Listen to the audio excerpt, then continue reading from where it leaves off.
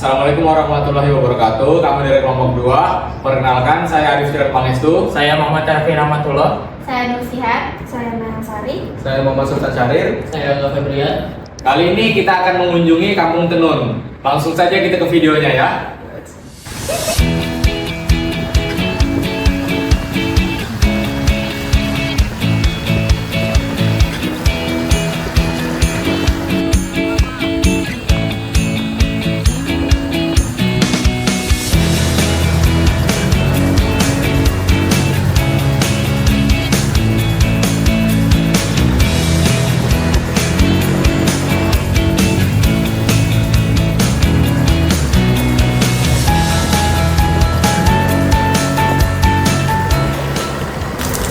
Dikarenakan cuaca lagi hujan dan kami lupa membawa jas hujan di dalam jok motor, maka alangkah baiknya kami akan berganti pakaian.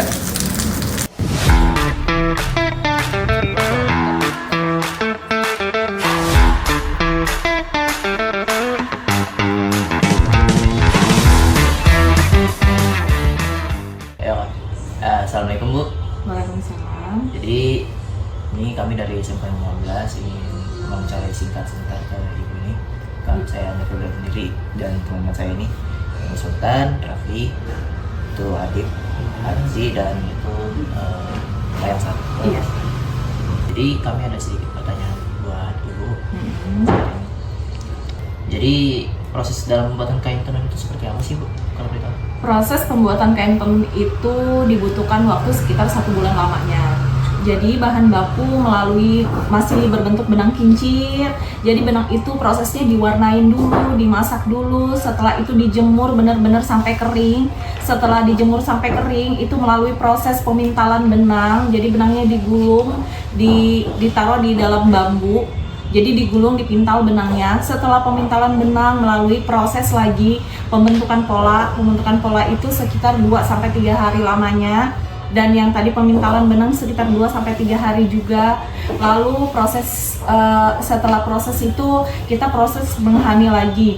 Proses menghani itu kisaran 1 mingguan karena dia benangnya diambil satu persatu dimasukkan ke dalam jarum. Lalu itu proses ditenun. Kayak gitu.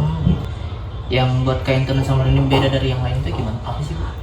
Kenapa dia beda dari yang lain? Yang pertama, mungkin semua dari daerah lain itu alat tenunnya sama. Yang membuat beda adalah motifnya, bahannya. Karena setiap tenun di daerah lain itu mempunyai bahan yang berbeda. Jadi dari sarung Samarinda sendiri dia menggunakan 2 bahan. Dia menggunakan bahan spoon slick 1, yang kedua dia menggunakan bahan katun mesres. Nah, itu perbedaannya. Dan dari segi motif sarung Samarinda juga mempunyai ciri khas seperti yang kotak-kotak yang disebut dengan motif hatta. Dan ada lagi motif cumi. Sebenarnya itu bukan motif cumi karena mayoritas orang menyebutnya motif cumi. Sarung Samarinda motif cumi itu disebut dengan akar pakis. Kampung tenun ini bisa disebut sebagai kampung tenun ini kenapa sih Bu? Kampung tenun ini kenapa disebut dengan kampung tenun dan sejak kapan? Sejak di tahun 2009 atau 2008 kalau nggak salah. Dulu wali kota Pasyari Jaang membuat kampung ini sebagai destinasi wisata. Jadi sejak itulah dinamakan dengan kampung wisata tenun karena mayoritas mata pencarian orang di sini adalah menenun.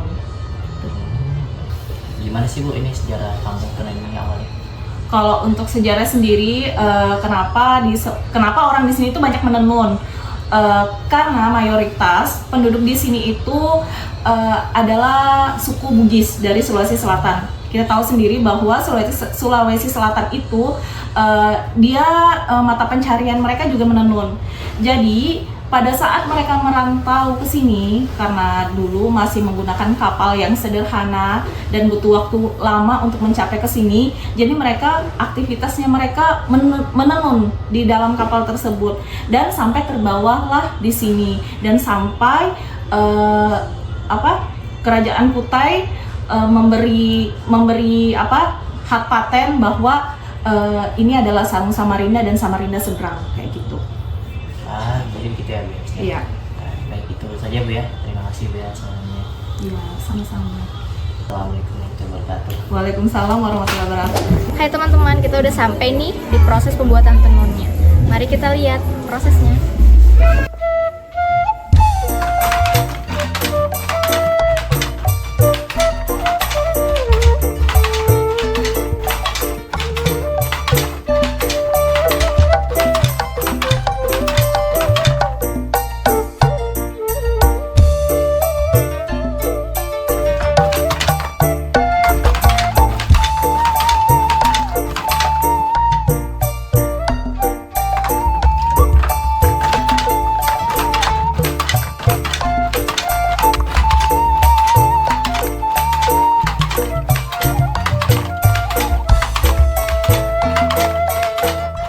Ini lagi proses penenunan dari tenun sama Dinda. Iya. Tenunnya kualitas nomor 1 yaitu pewarna alam, dari pewarna alam.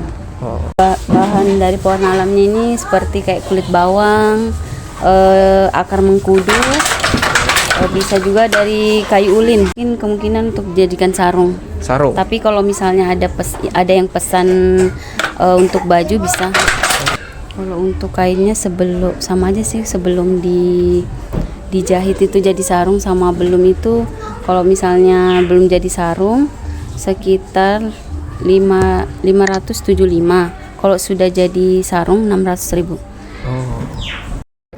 Itu saja video dari kelompok 2. Mohon maaf bila ada salah kata. Assalamualaikum warahmatullahi wabarakatuh.